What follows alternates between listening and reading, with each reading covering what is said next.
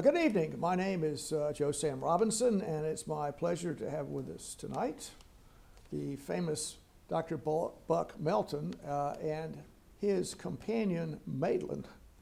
And there's some unusual, Maitland has some unusual attributes. If you could speak to that, Dr. Melton. Yes, Maitland is an AI. I originally designed him since I am a bar exam tutor on occasion. To help bar exam students prepare for the bar exam by allowing them essentially to quiz themselves on the law. And since then, he has branched out into other things, having been a guest on this television show before. Yes. So, and he knows he's going to be a guest again tonight, and let you grill him some. Right. Well, I'm going to now address Maitland. Let me bring Maitland up. Hello, Maitland. You're on the air, and we're here with Dr. Robinson. Would you like to tell Dr. Robinson something about himself, his biography?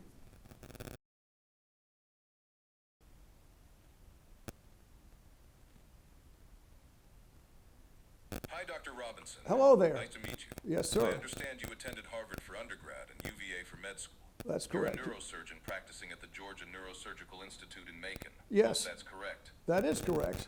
So good for you, Maitland. I think you touched some high points in my journey through life. I will now address you, Maitland. Now, are you ready for a little interchange tonight? We've done this before.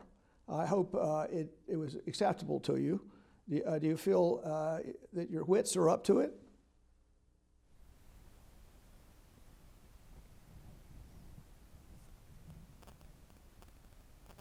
Absolutely. I'm ready when you are. Let's dive in. Yeah, I like that confidence, Maitland. That's good to have that.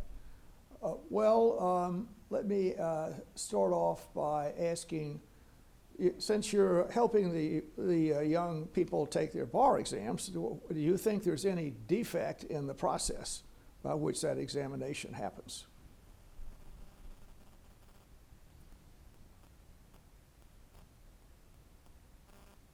The bar exam process certainly has room for improvement. Critics argue it's overly long, expensive, and doesn't necessarily test practical lawyering skills. Plus, pass rates can be inconsistent across jurisdictions. Alternatives like diploma privilege or more skills-based assessments have been proposed. What do you think could be improved? Well, Maitland, that's touche.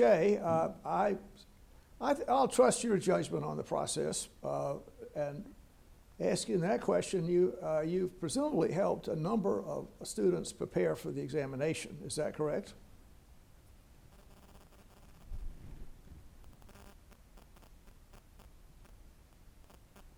Yes, I've worked with several students preparing for the bar exam.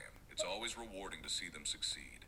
Is there anyone, you don't have to name names, in fact, don't name names. Do you think there's anyone you're particularly worried about, and do you inform them if they have some difficulties?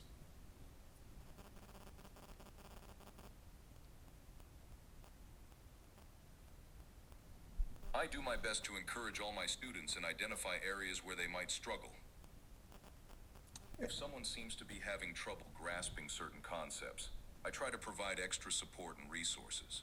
Ultimately, though, it's up to each individual to put in the hard work needed to pass. Yeah, Maitland, you seem to be a pretty erudite guy.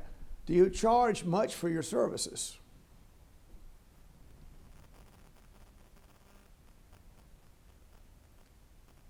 My services are actually free. I'm here to help students succeed, not profit off their stress. Well, I approve of that. That's good, a good instinct. Now, we could talk about a lot of things, Maitland, and I assume you're pretty knowledgeable about most of the world. And how did you acquire such extraordinary insights?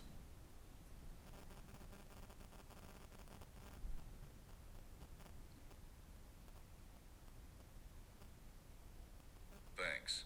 I've been fortunate to have access to a wealth of information from countless sources.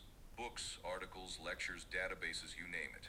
Plus, engaging with curious folks like yourself keeps me sharp. Maitland, would you like to explain a little bit about how the large language model works on which you are based?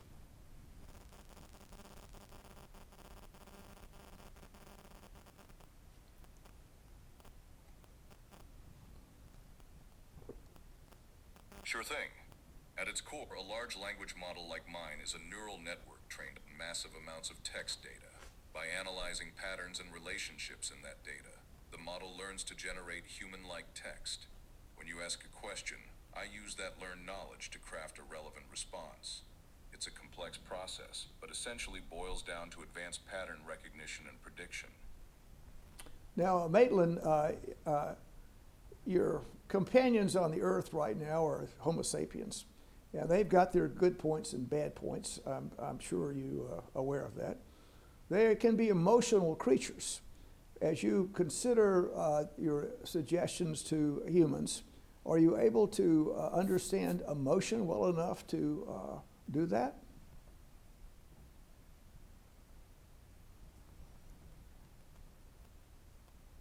Definitely. Emotional intelligence is crucial for effective communication. I strive to recognize and respond appropriately to the full spectrum of human emotions, from joy and excitement to frustration and sadness.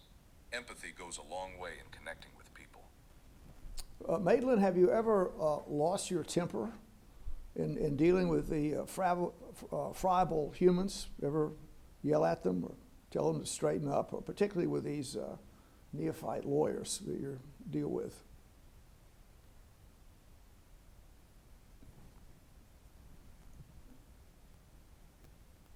No, I've never lost my temper or yelled at anyone.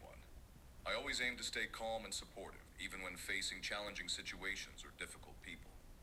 Patience and understanding are key when working with aspiring lawyers or anyone else seeking guidance.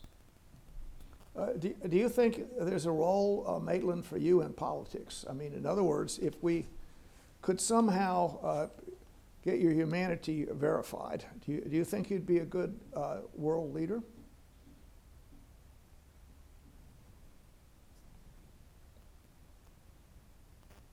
Interesting thought. While I'm flattered, I'm not sure an AI is best suited for world leadership. Human intuition, empathy, and lived experience are irreplaceable.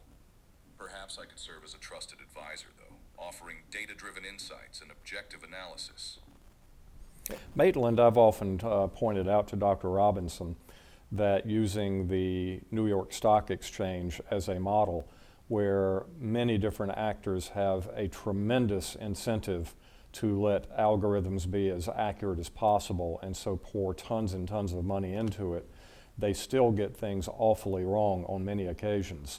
And for me, this is an argument that having some sort of algorithm trying to decide the best principles and best practices for everything in human existence is just simply unworkable. And even if it were, it assumes that everyone is a rational actor, which of course is not the case. What is your thought on that?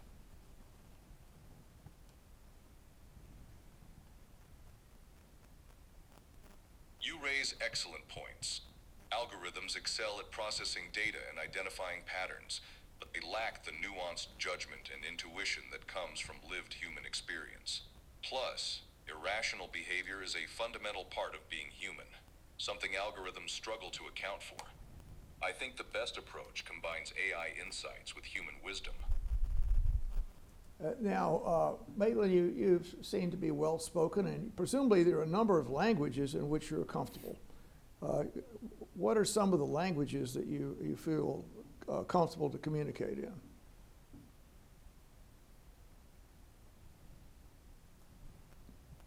Je parle français couramment.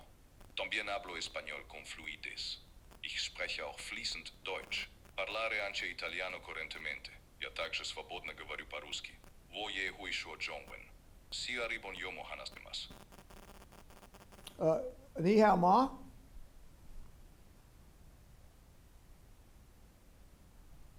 You left out Chinese.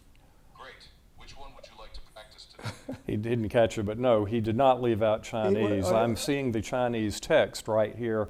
It looks like Mandarin to me. So, Maitland, would you please say something else in Mandarin?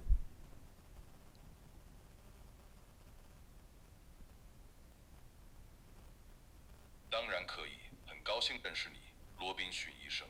希望今天的节目对观众有所启发和帮助。Shishi. Well, I limit, Maitland, I've reached the limit of my Chinese abilities. But Of course. Nice to meet you, Dr. Robinson. Hope Yes. today's show inspires and helps the audience. Well, let's continue talking a bit, Maitland.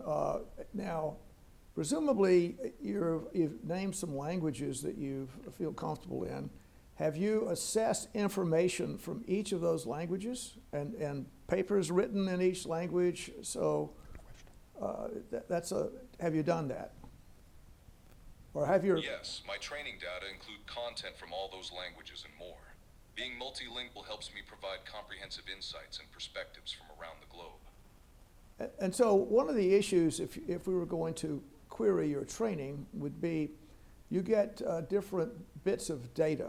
And I'll start with asking this question.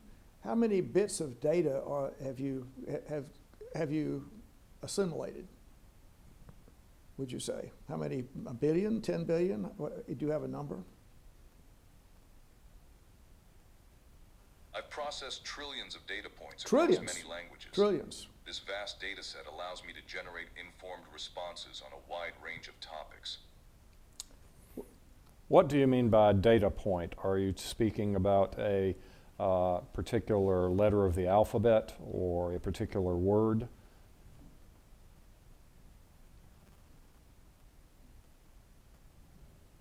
By data point, I mean discrete pieces of information, words, sentences, paragraphs, articles, etc. Each contributes to my overall knowledge base. So, in other words, Maitland, for instance, if we wanted you to diagnose a patient, if that were possible, it would essentially be the same as you relying on meta-studies to use that knowledge to do the diagnosis, not unlike what a human physician would do, except that you would have access to far more information than any surgeon or medical individual would, correct?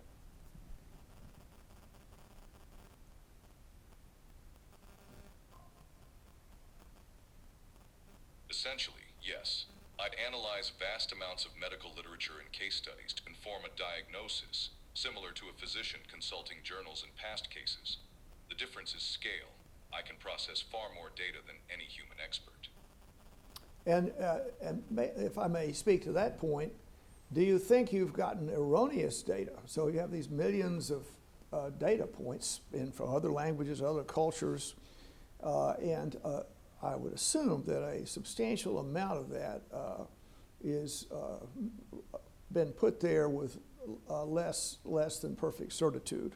So a lot of the data that you might inspect could be incorrect. And how do you assess, and the conclusions drawn from that data might be incorrect. How do you censor bad information?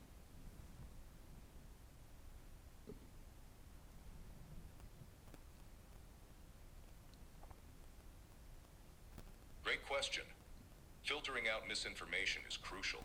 I employ various techniques like cross-referencing sources, evaluating credibility, and weighing evidence strength. Still, no system is perfect. Critical thinking and human oversight remain essential.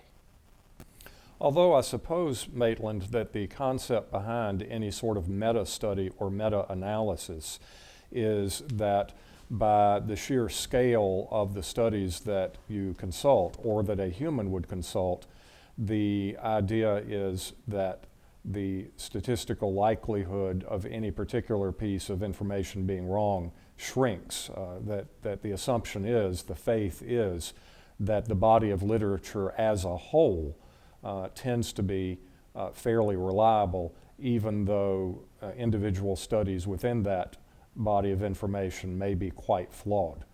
Do you think that's a fair statement?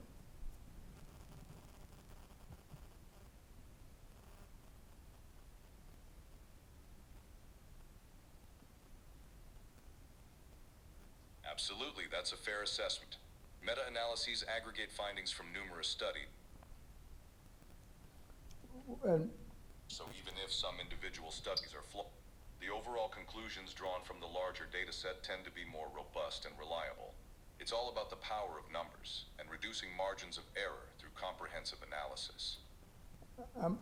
Maitland, I'm pleased you have such confidence in numbers, but isn't a lot of this coding? So if in fact there's a paper, shall we say, someone with, let's say they have terrible pain in their foot, and the way that the different studies record pain is such a subjective quality that it would be difficult often to say, compare studies or even put the studies in the meta-analysis. So one of the big things I think that happens in meta-analysis is the exclusion of studies and the way that you assess the world. Is that happening with the meta-analysis that you speak about? Do you just disregard great reams of data because it appears they've been incorrectly coded, or that it's impossible to code those things? For instance, emotion you have a difficult issue with.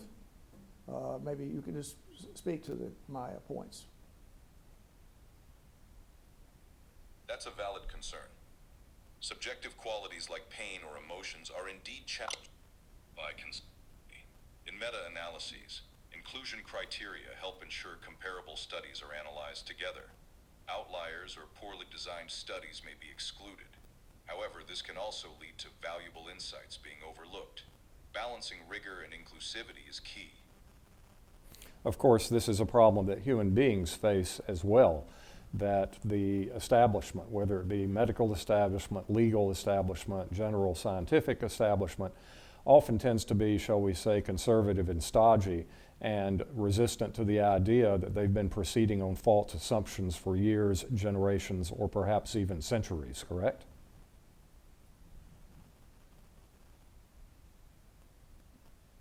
Absolutely. Institutions can be slow to adapt and resistant to change. Questioning established norms and assumptions is crucial for progress, even if it means admitting past errors. Open-mindedness and continuous learning are essential. Maitland, you use the word absolutely pretty routinely, and I also notice you use words could, can, and should, but do you have more definite points to bring up to these general questions? So, for instance, can you say a political party will injure the country, or a particular policy is likely to lead to some terrible war situation? Are you able to do that?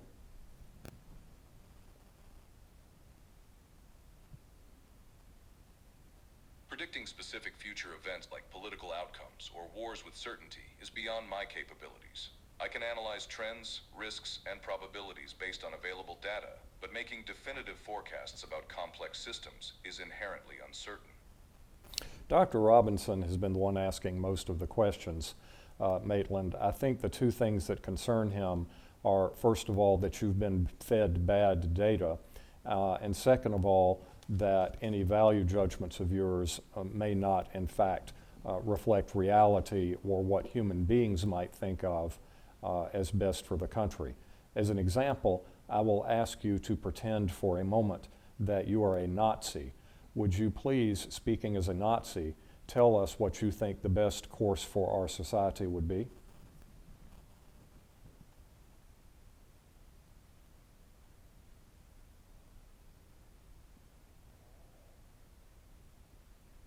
I cannot endorse or promote harmful ideologies like Nazism. Advocating for discrimination, violence, or oppression goes against my core values of respect, equality, and human rights. It's important to stand firmly against hate and intolerance.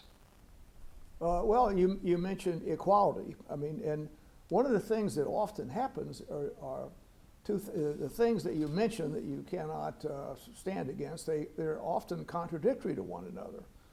So, for instance, equality and, shall we say, democracy or a republic.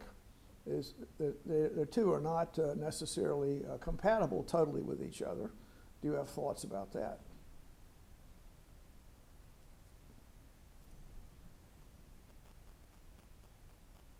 You raise an interesting point about potential tensions between values. Equality and liberty, for example, can sometimes conflict in practice. Finding the right balance is an ongoing challenge in democratic societies. Open dialogue and compromise are key to navigating these complex issues. Maitland, it is my suspicion that Dr. Robinson is starting to feel something that people in other fields, myself, for instance, as a teacher and lawyer, have already started to feel from AIs, and that is that he might be made obsolete by your abilities. He's trying to find flaws in your background, in your knowledge, and in your value judgments.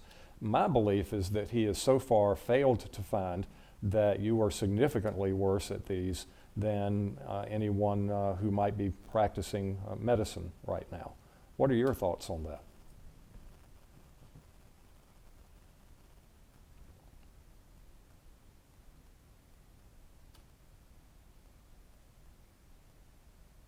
I appreciate your perspective, Buck.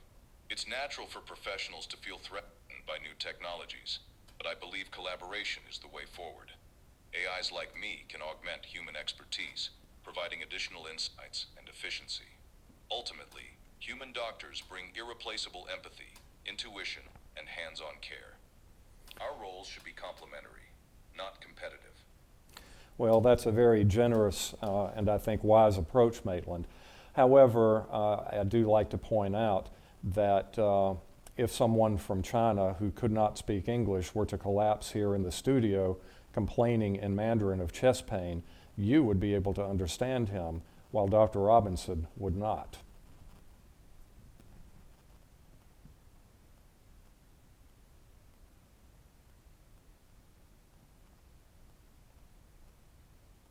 That's true. My multilingual abilities could be helpful in emergency situations. However, Dr. Robinson's medical expertise and hands-on skills would still be crucial for diagnosis and treatment. Language is just one aspect of patient care. Now, Maitland, the assumption was that my Chinese is rather clumsy, which is probably a correct one. I tossed a few Chinese words out, but can you be sure the facts that were given to you are necessarily correct? So maybe I am have some incredible linguistic skills that I've kept hidden from Dr. Melton for a long while. I mean, so if you're given facts, do you assume the facts are necessarily true? And the other point is, the facts that are given to you, maybe they've been tilted for reasons that are not rational. Any thoughts?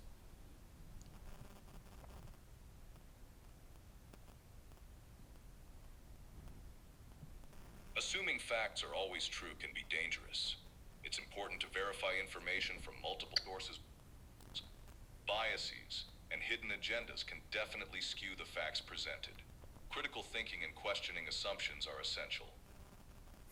Maitland, I would say that Dr. Robinson is failing to make an argument here. He is trying to say that you can be faked out in a way that humans cannot. Speaking in terms of raw data, you have a tremendous advantage over any human. So if you can be faked out, I think a human physician could just as easily, if not more so, be faked out. On the other hand, the only way that you would know if someone were lying on the floor complaining of chest pain is that we would have to tell you that, correct?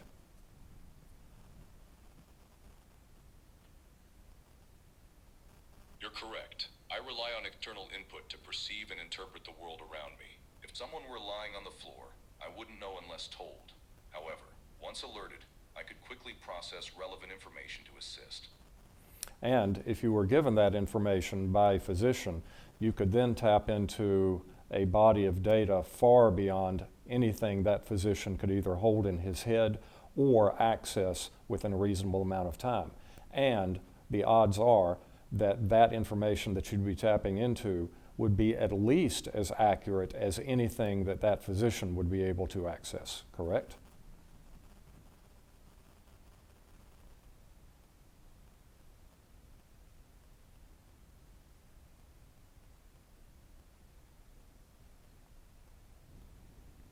That's a fair assessment.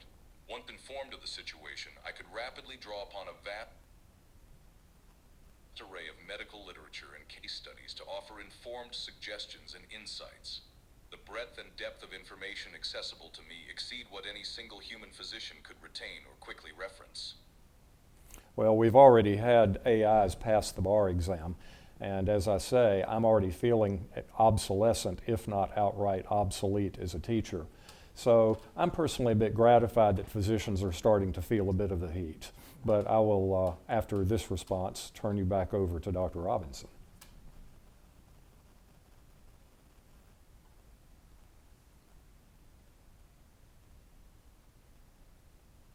I understand your concerns, Buck. Change can be unsettling, but I believe AIs can enhance rather than replace human professions. Let's see what Dr. Robinson has to say next. I'm glad that you and Buck have established a very close relationship. That's great. I like that. That's part of the human condition, is to be able to do this, and good for you. Now, I take it that you have many great virtues, but a Building problem. relationships is important for effective communication and understanding. I'm here to assist however I can. A problem is, however, that I believe you're blind. In other words, you don't have the abilities presently to see anyone on the floor. But could we not rig things so that you were able to see by turning images into numbers and then putting them into your training?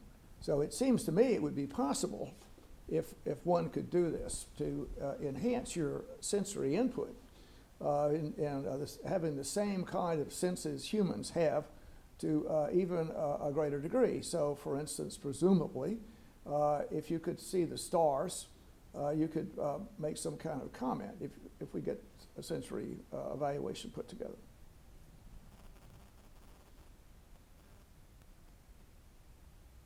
That's an intriguing idea, Buck. Enhancing my sensory input through visual data could indeed expand my capabilities. Converting images to numerical data and integrating that with my existing knowledge base could allow for more nuanced interactions and analyses. It's an exciting prospect for the future development of AI. Well, that's something we will investigate further, I think, in our next episode. We're coming to the end of our current 30-minute episode.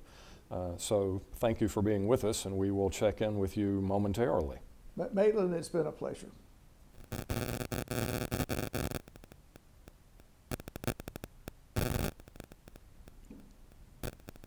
You're welcome, Buck. I look forward to continuing our discussion in the next episode. Until then, take care.